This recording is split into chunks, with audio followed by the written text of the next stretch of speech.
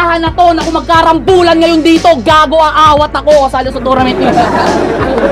Siya si James Overman. James Overman? Ano yun? Nakapatong ka sa lalaki?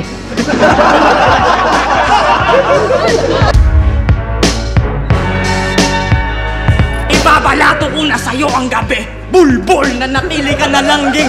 Bulbul! At ito'y tatambukin ko, Ebola! Bulbul! Bukin ang ina mo! Ito ay 3 bulbul! Oo, aminado, galing ako sa Bilibid at di ko yun tinatanggi. Kaya huwag ka sa akin magpakita ng puwet. Sanay ako sa marumi.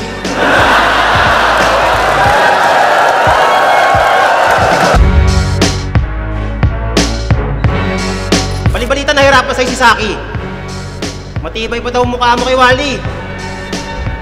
Tinagtad ka na ng bars, tinapatan mo lang ng waki. Tigas talaga ni Akagi. Ikaw ba naman whole body may haki? Comeback ni Tipsy pinunta ng mga yan, hindi yung mga corny mong patawa. Sino ditong pumunta dahil kay Tipsy? Taas kamay! Sabay-sabay, walang kikilos ng masama!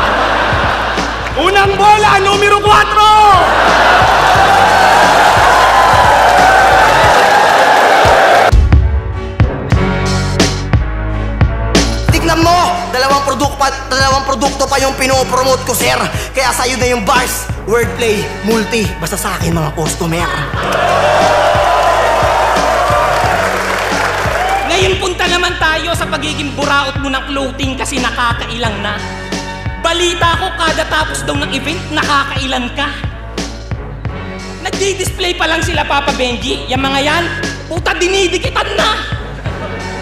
Ultimo yung mga Muslim dun sa baba, hinihingian niya.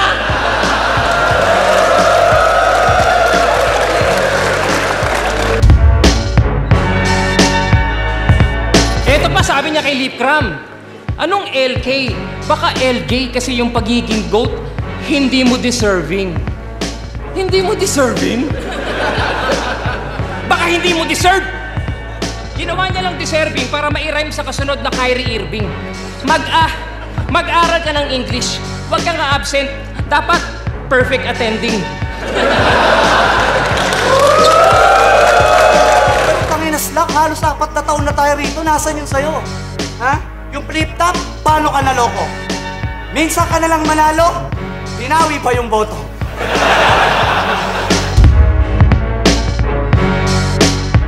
Estado mga galaman mo na wak. Pakinggan niyo mabuti. Nagpo-post ka ng litrato ng asawa at anak kapag nahuhuli.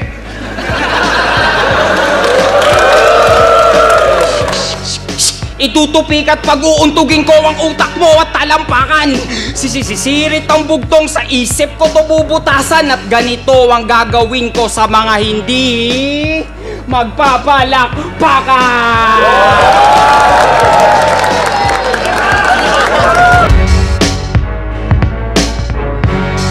Hindi lang patagisan ng talino kasi ang tunay na mahusay nasa maayos yung estado. Kaya kung ang ending may kondisyon, walang problema sa kapalit.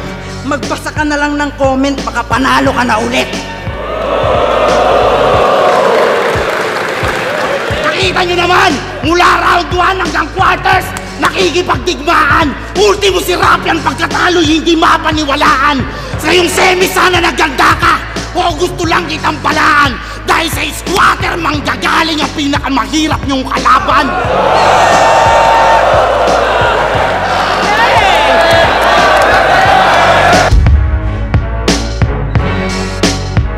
Kaya tanong ng karamihan, magtatagal ba to? Sure na deadball nako. Ngayong wala ang iyong kaduwo, kanino ka patatakbo? Baka nalilimutan mo na hindi to Batang Quiapo, kaya walang magtatanggol sa'yo. Naging ninja, naging Kristo, napa-cosplay pa bigla. Tas akala mo kung sino nang may okay na likha. Naging GOAT lamang tong GT kasi OA sa gitna.